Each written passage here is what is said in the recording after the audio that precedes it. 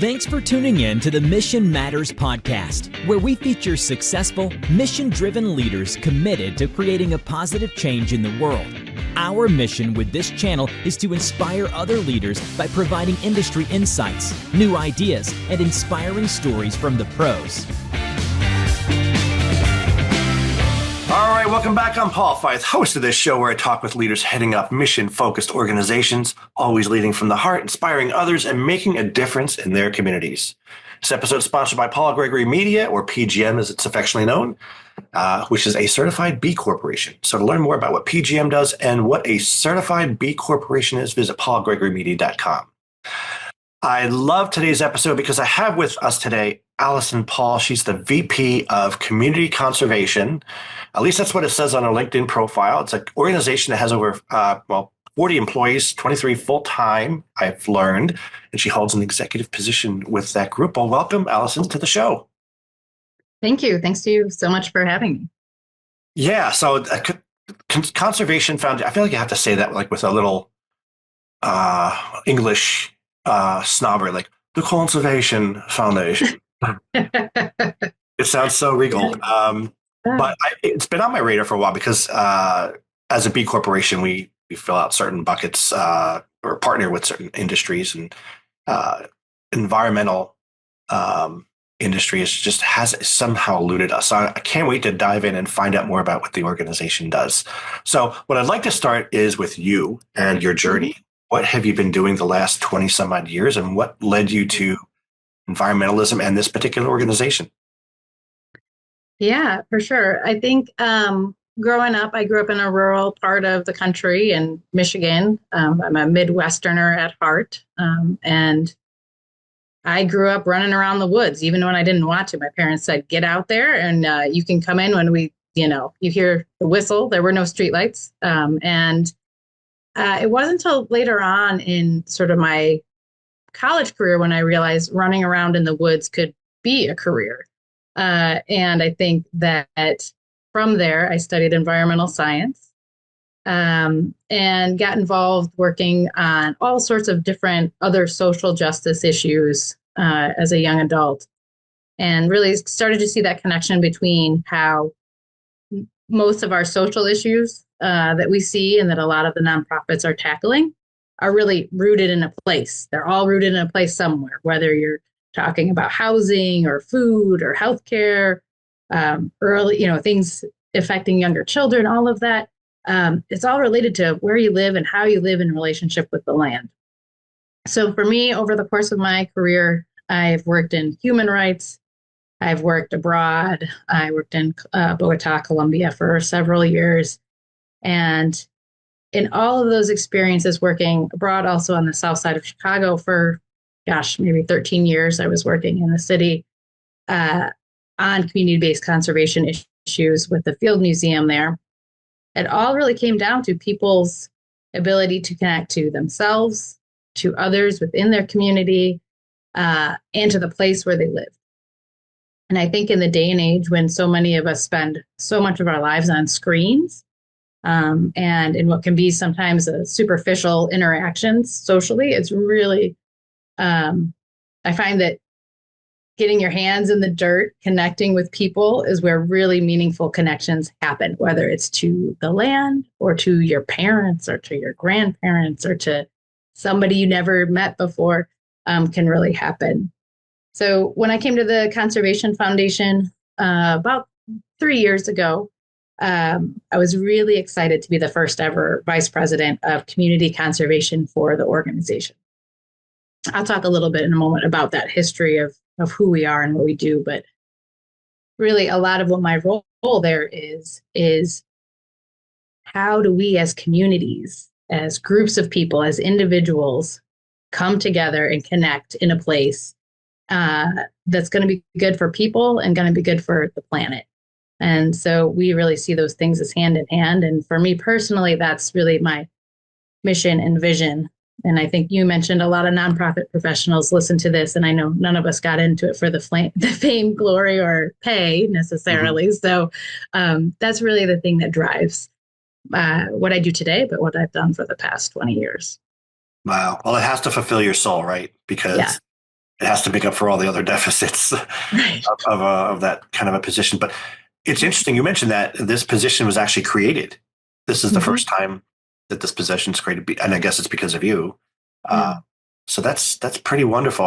So let's just talk about that for a second. Yeah.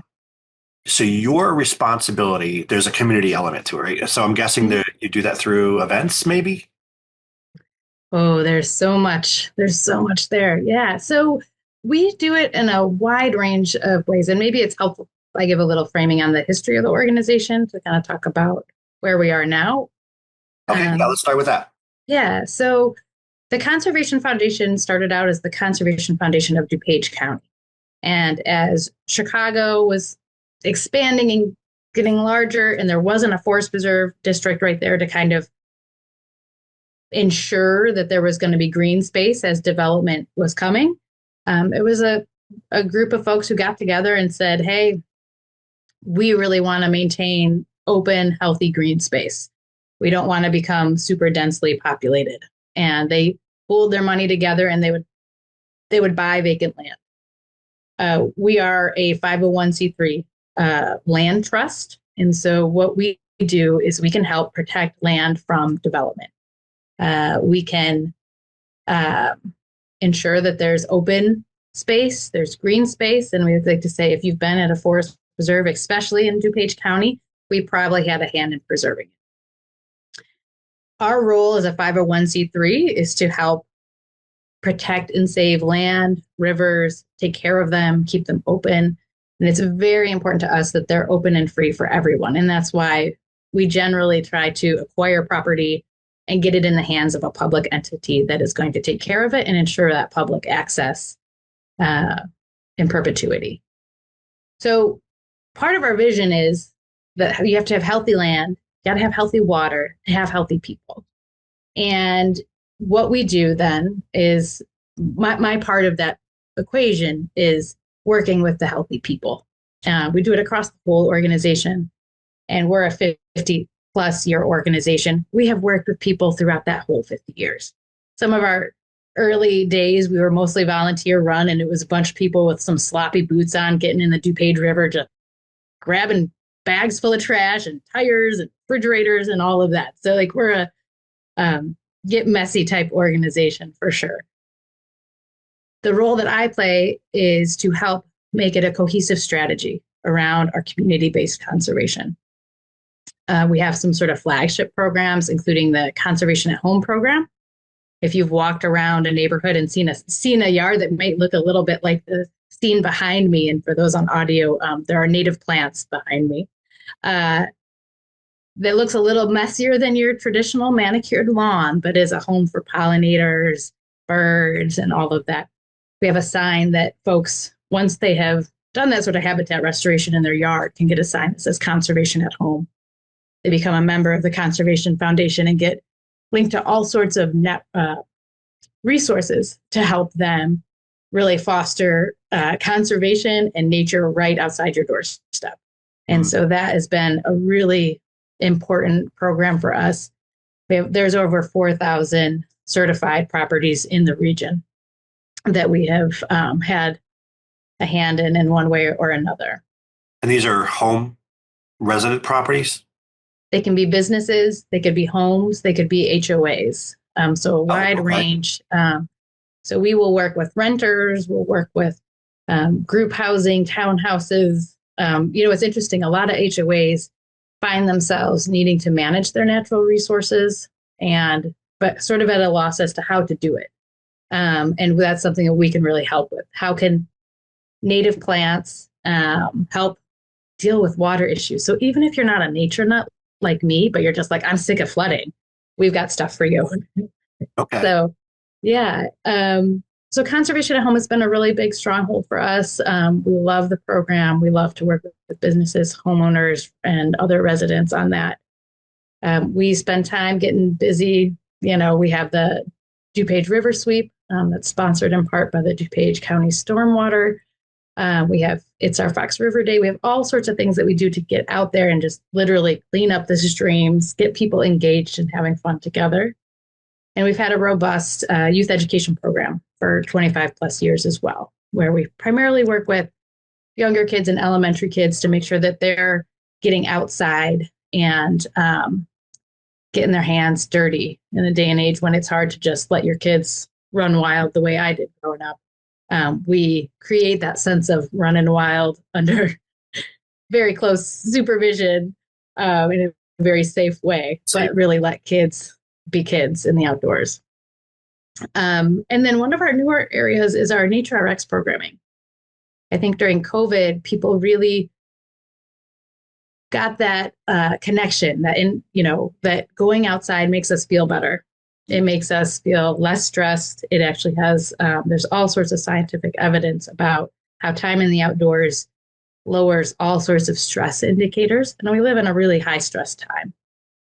So over the past few years, we've been really building out our connections to nature-based health and wellness. We work with partners like Endeavor Health.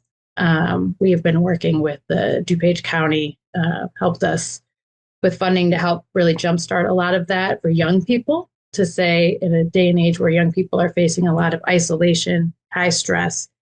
We partner with youth serving organizations to say, hey, you guys know how to work with youth. We know how to get outside. We can go canoeing. We can go hiking. I happen to be a forest therapy guide. We have a whole slate of different fun in the outdoors types of things we can do that help physical, mental health, and social emotional learning. So all of that is super exciting and super fun. And we are a membership-based organization. We have, I think now we're up to about 6,000 members. Our core counties are DuPage, Kendall, Kane, and Will. Although we also do acquisition and work in LaSalle, Grundy, and DeKalb counties. So as you get out, kind of going towards the Starved Rock area for local folks, it's a lot of agricultural land, and there aren't forest preserves in the same sense that you might get in Cook County, DuPage County, Kane, and Kendall. So we do a lot of work out there. And for the folks who want to really see a beautiful spot, I would encourage you to go visit the Dayton Bluffs Preserve on the Lower Fox. That is one of the properties that we've preserved and are also actively engaged in. And it's, for me, it's a little shocking. Folks in the Chicago area spend so much time leaving the state to find nature. But I tell you, you can find bluffs that are just as beautiful as anything you would find in Wisconsin right here, an hour from Naperville. So, wow. So that's the Dayton Bluff? Dayton Bluffs, yeah, in Ottawa. In Ottawa. Okay. Yeah. It's about maybe 45 minutes from where I am. Yeah. It's a must-see. Yeah. Now, see, I've never even heard of that. And I'm wondering, well, I mean, you're now spread out over so many counties now. It's got to be hard to build awareness for all the things that you just mentioned a whole bunch of things that you're involved in, that you're doing. And there's method to that. I could see that in organization. And so I'm sure maybe the challenge there is to build awareness around the membership, and also, around these beautiful places that are right here in our backyard as well. And I'm looking at this picture for those that don't have the video. Check it out on YouTube. It's these beautiful flowering plants, and I guess I see this building sort of blurred out in the background, which I guess is that anywhere near your office? It is. So I am. This is a picture of the McDonald farm, and on our website you can actually find a whole video tour of the site. It's a 60-acre organic vegetable farm where we have a community-supported agriculture program called Green Earth Harvest. You can essentially buy a share and become a member, and every week you get to go and shop which vegetables you want that are grown right here in Naperville. And it's a beautiful community. It's a beautiful way to get fresh and local foods. And a big portion of what we do at the Green Earth Harvest Project that we're working on is to really develop our ability to either donate or sell to local food pantries at a reasonable price. For many of the food pantries that we have in the area, getting fresh food is a challenge. Mm-hmm. And getting fresh food that is like high quality, healthy for you, and not going to be disgusting the day you get it home is tough. And we're committed to that. We've had support from Endeavor Health, just actually gave us a recent investment to help us really improve our infrastructure on the farm to be able to expand that. And the DuPage County has also helped us and really helped broaden our connections with food pantries, which we're really excited about because we don't think healthy food's just for the people who can afford it. It's for everyone. Yeah. Good for Endeavor Health. They've got their fingers in a lot of beautiful and great community projects. And I always hear their name peppered throughout different conversations with different people. It's nice to hear how involved they are. So I wish I had a bell like to ding, for them. So just kind of brings to the forefront of my mind. Have you ever partnered with or exhibited at Veggie Fest? This past year was our first time being active there, and we loved it. What a spectacular place to be. And we are actually going to be rolling out this coming year a few workshops in partnership with the Science of Spirituality folks in Lisle around the things that we know well, which is how to grow healthy food and, plant things that are healthy for your body, but also healthy for pollinators and healthy for the environment. So we're really excited to have that partnership with them growing this year. Yeah. It's unfortunate the pandemic, shut it down for a few years, but they were back last year in force and very excited about this year. Last year was my first time going as well. And was very excited and pleased with all the stuff that was out there and the exhibits and the shows and the education piece of it. Yeah. It's pretty good. So McDonald Farm, that's where you are. And it's a great place to tour. And I guess there's a virtual tour online as well, right? But to your point, virtual tours not going to get you that feel good unless you're actually there. And so we'll look forward to the spring, I guess. And we invite folks to come, and we have a lot of events at the farm. I think one of the ones that's easiest to get involved with us is Music on the Farm. Mm-hmm. It happens 3 Sundays throughout the summer, and you show up with a blanket and a BYOB. There's food trucks available, and we pay for the band, and it's like everybody is welcome. And it's just a spectacular way to see the place, connect with your neighbors, and get to know the Conservation Foundation a little bit closer. We have all sorts of membership hikes. We have open hikes. If you see our events calendar, you'll see that I have sort of scratched the surface here. But we are people who love to connect with people and to connect with them in beautiful places. So if you're somebody who likes to get outside, or likes to just know your neighbor, or likes to just make sure that you're eating some healthy food, we have something for you. That's amazing. I don't consider myself outdoorsy, but I do like to be outside. I work outside most of the spring, summer, and fall, whether it's on my patio or in my garage. I just like to have that fresh air. Yeah. But now I have to check out this membership because, we're filming this in January, so it's winter, and it actually happens to be snowing outside. There's something to be said about maybe making a resolution to be outside more, because it does feel great. Yeah. It does feel great. So I'm excited about that. And so if anyone wants to check out those membership levels and what those benefits are, and even see some virtual tours to sort of get a feel before they go, where can they go?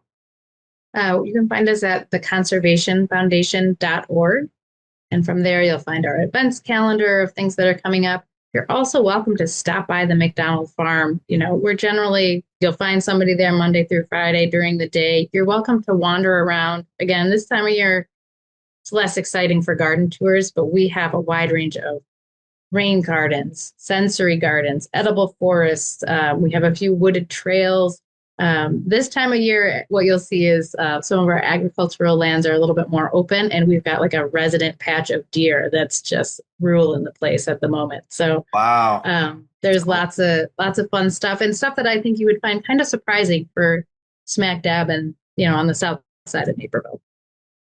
Yeah, and the best part about touring during the winter is no bugs. So, That's right.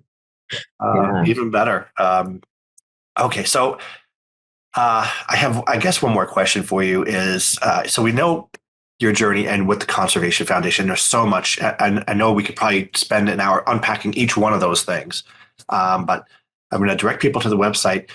As a leader, though, because there's a lot of leaders that listen to this and share and exchange information. there's always challenges. You've been at this for 20 some odd years. There's always challenges that we come across. And I'm curious to find out, as a leader in this industry or not, can you recall a challenge that you've had that you either had to overcome or still dealing with? For sure. I think that, I mentioned this sort of my mission as a human, but also our mission here at the Conservation Foundation is really making sure that you have healthy land, you have healthy people, healthy water. It's all connected. You can't disentangle those things. Mm-hmm. We live in a day and age where demographics are changing. Some of the folks who started the Conservation Foundation don't necessarily look like the current demographics of where we work now. And there's all sorts of changes that are happening there. And we really strive to be an inclusive organization. We want everyone to feel like they belong with the Conservation Foundation. There's a spot for you, whether you want to come to our summer camp, you want to become a volunteer, or you just want to sit and enjoy the music on a Sunday in the summer. Like, we're open to you. That being said, I think as we really look at as an organization about how we really truly become inclusive beyond just lip service, there's a lot of work and there's a lot of history to unpack and there's a lot of different perspectives. And while I think some of that work has been put under the banner of diversity, equity, and inclusion, or DEI, and there's all sorts of acronyms you can put on that, I think for some people, they kind of shut down when they may hear that acronym or feel like it means something that it doesn't. And I think what we're talking about as an organization is how do we truly become a land trust and a nonprofit that is for everyone, no matter your background, your country of origin, your socioeconomic status. Like, how do we be a place where everybody can come together? And to be honest, and I mentioned this, we've talked about that a little bit with folks like Giving DuPage and at other coalitions. Yeah. We've talked a little bit about the steps we've taken as an organization to try to have authentic actions that are meaningful. They're not just checking a box, but also have tangible and meaningful outcomes. And I just want to say, we have that vision, we have the mission, we want to do that, and it's still hard. And I think if I had a message in part to other nonprofit leaders out there and cross sectors, is the importance to continue those conversations, despite the fact that they're often difficult. I think there's no way they're not going to be difficult and that everybody's going to leave happy at every moment. But if we're going to really create a world where we have healthy land, we have healthy people, and we have it all working together, we just got to kind of stay in that. And sometimes I've said it with folks before, this idea that if things feel too comfortable with the status quo, you should be a little uncomfortable with that. There is a sense of having to be able to sort of change and adapt. And I will say I'm like the number one person to have say who I was 10 years ago when I was talking about diversity, equity, inclusion is not the same person I am here today. And it won't be the one that I may be 10 years from now talking about these issues. And for me, that's part of the beauty of it, that it's a journey and will be a lifelong journey, and hopefully is, part of a lot of our nonprofit sector's journey over the coming years to make sure that we remain relevant and impactful. Yeah.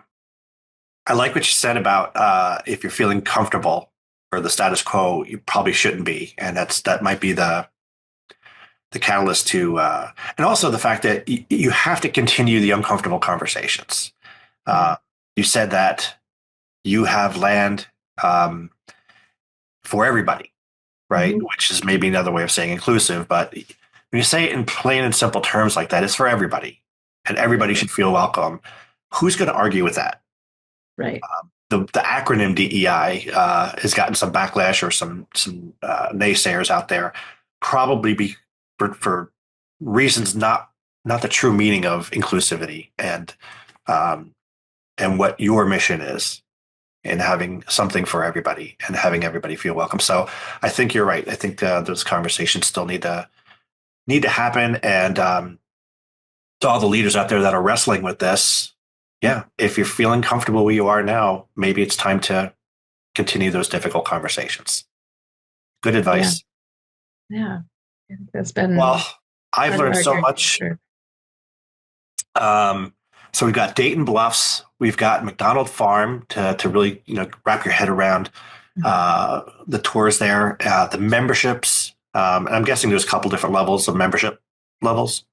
Yeah, I think our general membership level starts around $50 a year kind of a thing.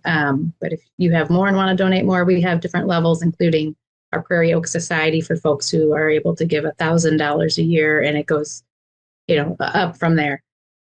So there's all sorts of different levels to get involved, and we always welcome volunteers. We have a very robust volunteer program, and we could not do it without our volunteers. And so for a lot of folks who they just want to get out there. They want to learn about nature, but they also don't mind just helping, weed or garden, remove invasive species, or work with young folks in the outdoors. We have so many great opportunities for you. Nice. Conservationfoundation.org. Correct. Awesome. And well, thank you for being on the show. I've learned a lot. Any parting thoughts for our listeners out there? You mentioned all these great places you can visit. Mm-hmm. There's nature right outside the door wherever you are right now. And it is a place where you can get a breath of fresh air. You can find something you had no idea that was there, whether it's something growing in a crack of a sidewalk or a unique snowflake. And I think taking that time to get outside, enjoy the outdoors, enjoy it with someone you love, or use it as a way to get to know someone you haven't met before. And I think that's really part of creating a really strong community. In this day and age, we have fewer people who are going to stores. Fewer people are going to places of worship. We need that third space, and nature can be part of that third space where you can connect with yourself, others, and the place where you live. So that's part of our mission. That's part of my personal mission. And you can do that anywhere where you are. And we hope if you're local that you'll come visit us as well. Yeah. Well, now I feel like I went about this wrong. I feel like I should have been there in person interviewing you. And maybe in the spring, we could unpack one of those things in the spring. Perfect. And we could do it out in a field someplace. And that would be great. That would be a great thing to do. Well, thanks for being on the show, Alison. I really appreciate all the knowledge and wisdom that you had. Your journey sounded spectacular to be able to make a living being out in the woods. What a great story. That's great. Well, thank you so much for your time. Till next time, everyone. Thanks for listening to the Mission Matters podcast. We'll see you again next time, and be sure to click subscribe to get future episodes.